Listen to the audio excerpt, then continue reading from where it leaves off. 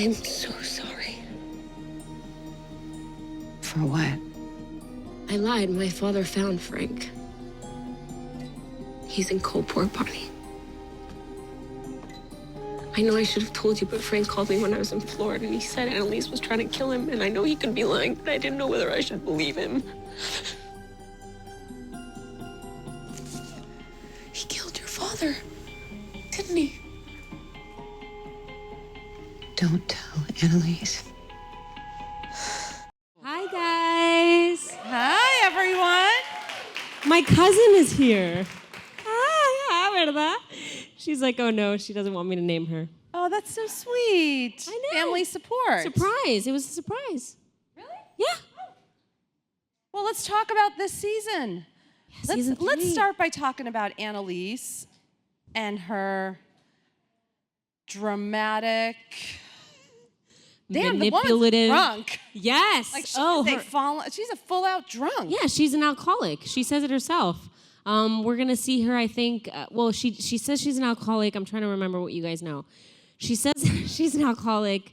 No, because that's her way to get away with. She's already been confronted with that you the need slap. to go to rehab. Yeah. And all of that. And it's great to have that in the show because it's real life, and she loves that, and we do too. And so to have her maybe deal with and Nate sort of brings it up as well, and that's how she deals with life. And so to see a woman who's the anti-hero also have that added to her plate, it's really interesting. And yeah, she's definitely not someone we should look up to. Before we even get to Laurel, who actually I think is someone we should look up to, and I read an essay that Laurel should stop apologizing for her awesomeness. Which My goodness. I was like, damn right. There's a poem, The No More Apologizing, The No More Little Laughing Blues by Lynn Lifshin. And I think you just made me think that's Laurel's poem. And I would be very interested to think why you think she apologizes. Because she tries to put herself in the shadows. Like she tries to be understated when she's smart, she's industrious, she's conniving. She's a problem solver, as we saw with Sam Keating. Very much a problem solver. Yeah. And she probably more than anyone deserves to be there. And yet she acts like she maybe doesn't. That's true. That is very true. Has to prove herself. That is very true, actually, because she asks for permission, and she does apologize for sometimes keeping the truth from her classmates. But that's the way that it has to be, because she knows they would, if not, freak out. So she shouldn't apologize. No. She should own how awesome she is. Yeah. Pete Nowak, creator. But before we even get to that, I wanted to ask you about Viola and the change in her appearance this season, how puffy she looks. How did they make that happen? So she really has, she looks like a drunk now. Yes. She's a method actress, and I'm kidding. Not really. So I literally think that it's a mixture of allowing her to look as tired as we are. It's a great team of hair and makeup that we have that we're trying to make network TV seem more real, especially because we're law students, and law students don't have the time to look the way we do sometimes. And so it's a constant dialogue of making network TV look more like reality. And so Viola did it first season when she takes off her makeup. And so her wanting to portray an alcoholic definitely includes the puffiness and the hangovers and all the mechanisms that you use in order to hide that or to keep doing that.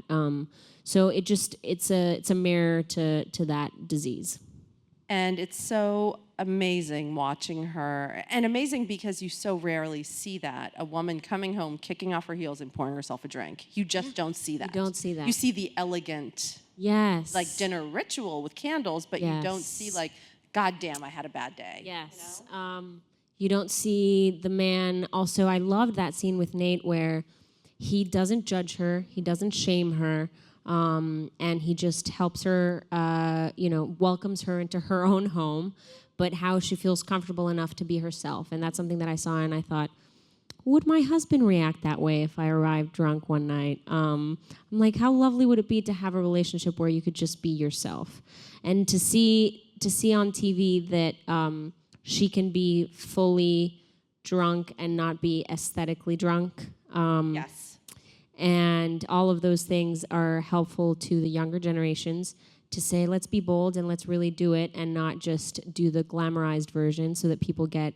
because we're bombarded all the time with images of what the world wants us to be and what love looks like and what you should look like and what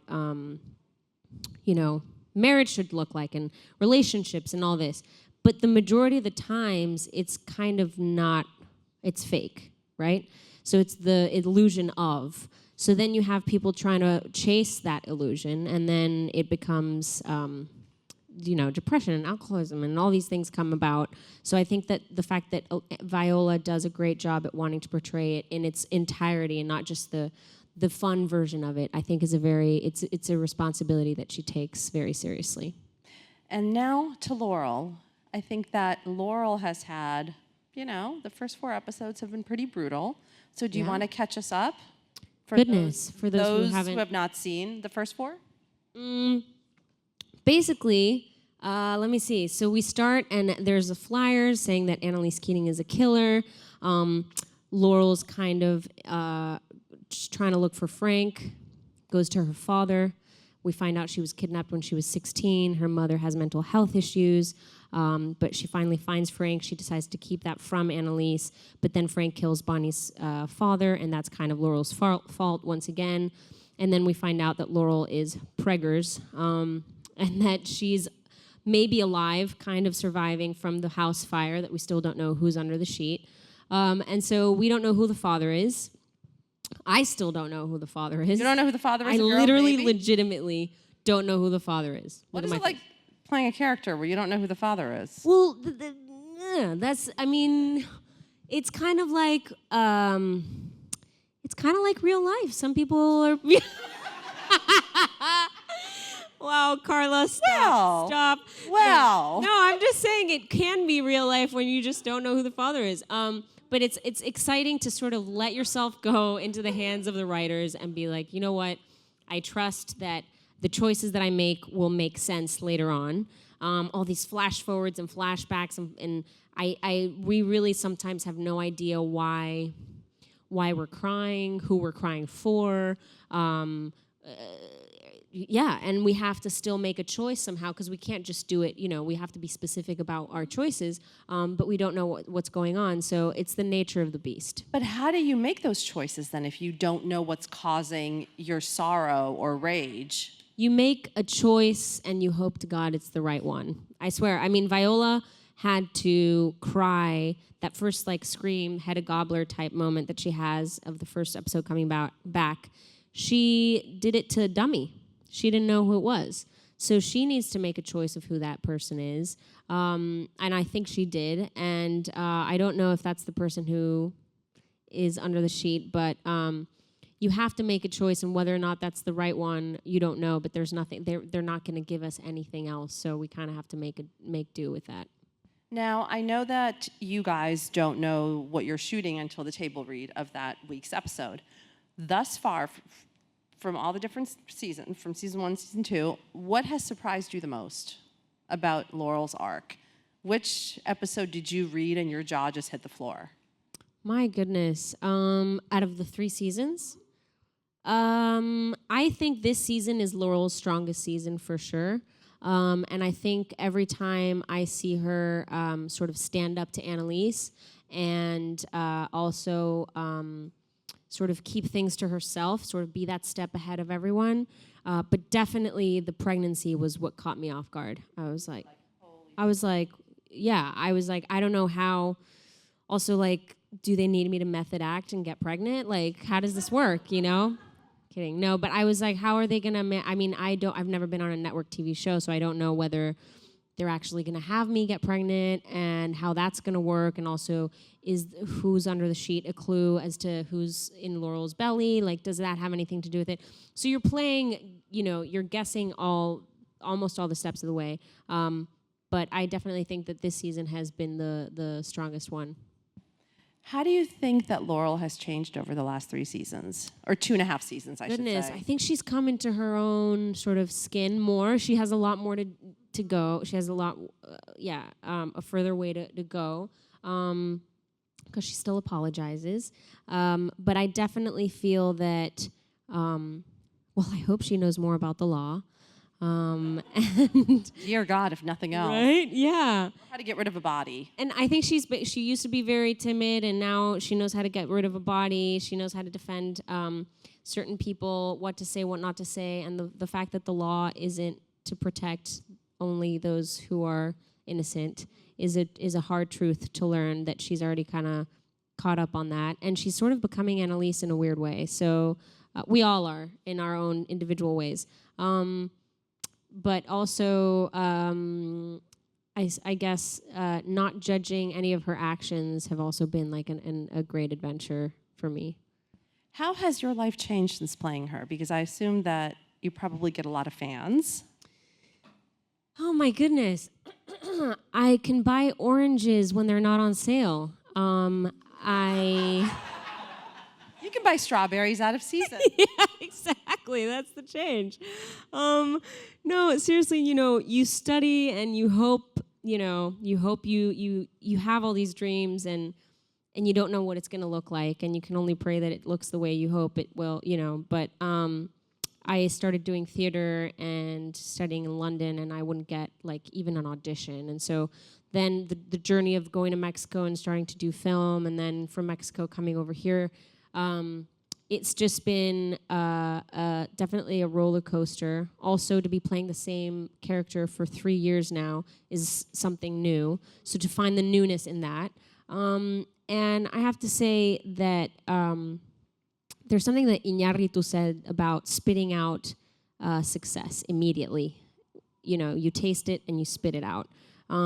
Because it can only sort of trump your creative flow and growth. And so for me, all the glamour parts that people might see aren't really real. And so I try to really stay grounded and to keep my eyes focused on the work and what I can do and being enough, telling myself that I am enough, because I'm bombarded every day with messages of you're not enough, you're not enough, you're not enough. So that's sort of hard to sort of wash off. But I have someone like Viola Davis and Asia Naomi King and great women in my life that encourage me to find my artistic self. So. Asia Naomi King was just here, and she is a revelation. She is just a force of nature, that woman. Yeah, I love her so much. We've grown to be great friends. I'm so proud of her work in Birth of a Nation, and we give each other such support. And to have that, I was just sharing this the other day with her. I came from a path of a career where women perhaps weren't the nicest to me, and they were sort of making it very challenging for me to find friendship in women, sort of in my career. And she has been, a gift from God. And from moment one, she was just very loving and encouraging. And I respect her so much as an actress. And so I'm really happy to be with her and Viola on the show and everyone else. That is so great to hear. I love hearing stories of women supporting other women. It's so gratifying. It is. So rare. Yeah, It's almost like they don't want us to love each other somehow. Like those are also other messages that we get sort of put on. It's great to not have to worry about that on the show, and to be able to. I love every single one of them. We're such a dysfunctional family. We've cut the day. It's like been 15 hours of work, and we're still outside our trailers talking, and the ADs are like, you guys, you cut, like, go home, go sleep, go home. Like, no, we're just talking about this feminist book that's great, or we're just talking about this, like, amazing, social movement, or, the people that I get to work with are phenomenal. And before we go to the audience, I wanted to come back to something that you had said earlier, that being on a show for 3 seasons now is amazing, but you also have to find ways to keep Laurel fresh. Yes. So how do you find ways to keep it fresh? Yeah. I try to stay in class whether it's with an acting one-on-one coach sort of thing, whether it's going to the theater. I went to the theater yesterday, saw The Humans. Tonight I'm watching Heisenberg. And having new ways of being inspired. The other day, Alfie shared with me a movie called Jules et Jim. It's a French Truffaut movie, and we watched. Nice accent. Oh, thank you.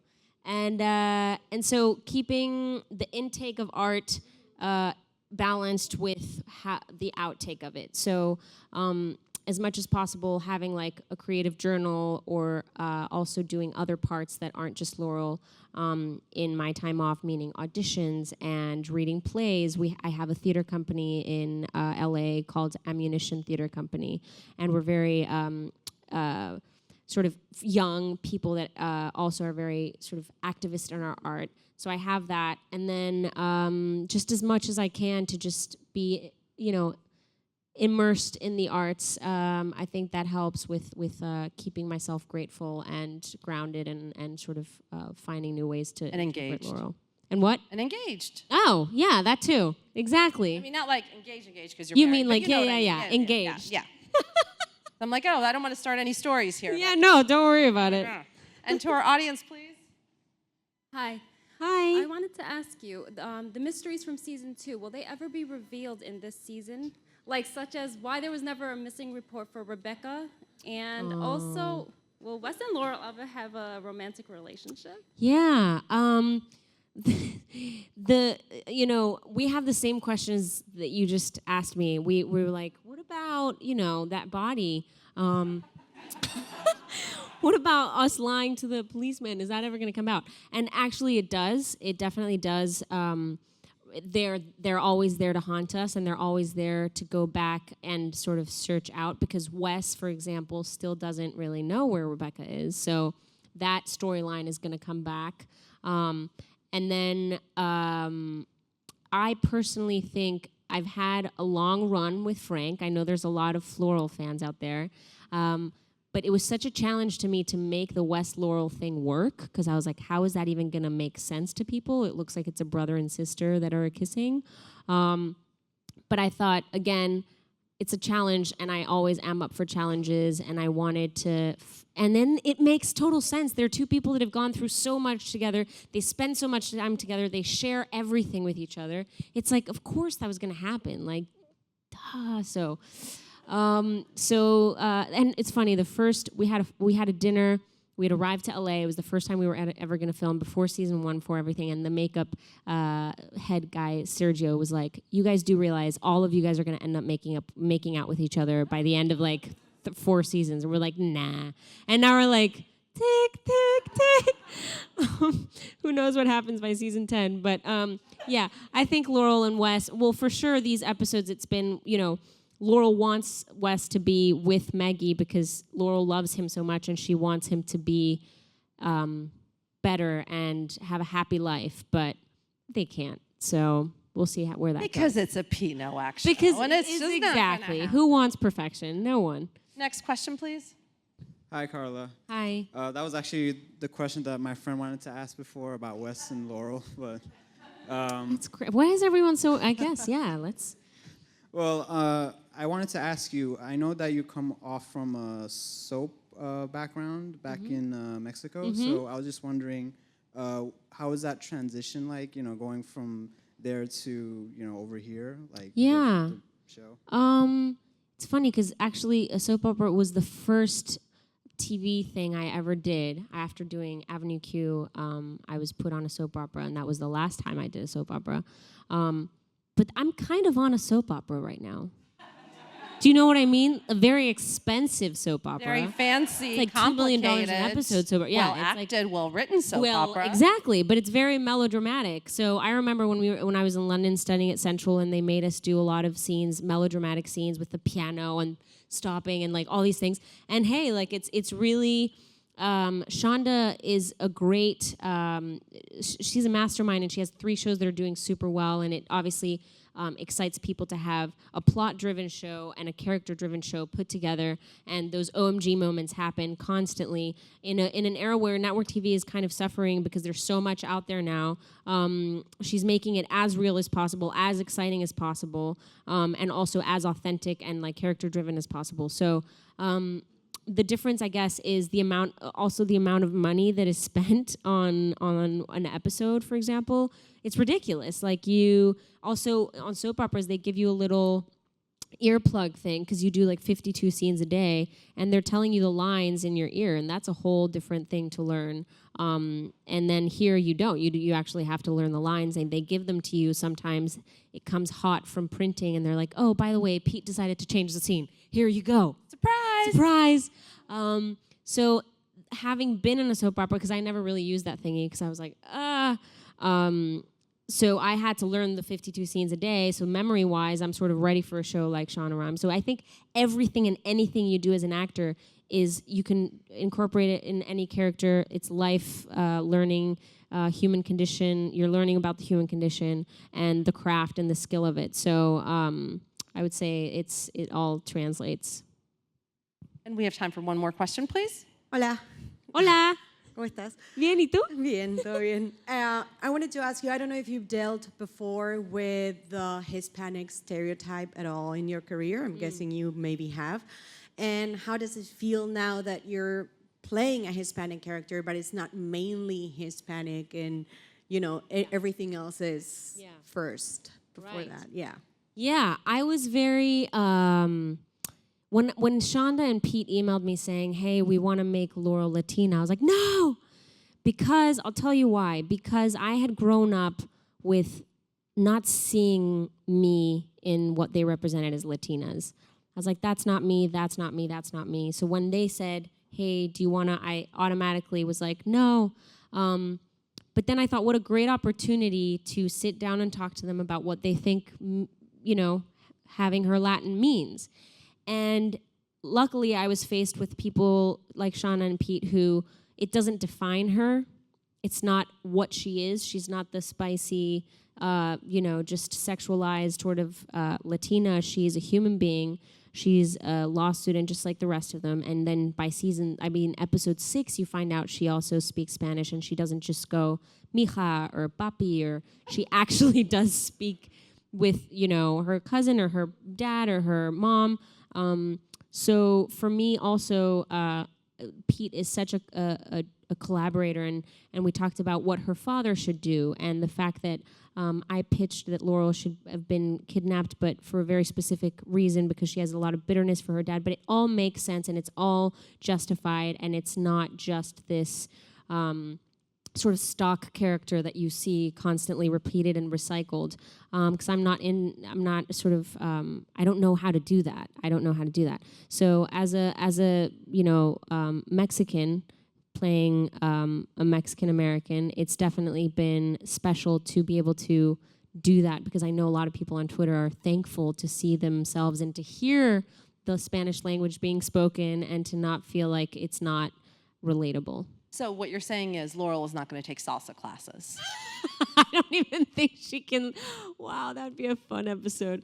Pregnant Laurel doing pregnant salsa, that would be great. Yeah, that would be great. You're right. While eating tamales. Yeah, exactly. On a donkey. Pete, I hope you're listening. Yes. I want credit for that story. Exactly. Please, that'd be so And funny. when can we see the show? Thursdays. Thursdays. On Yeah. ABC. On ABC at 10. Thank you, Thank you everybody. so much. Thanks.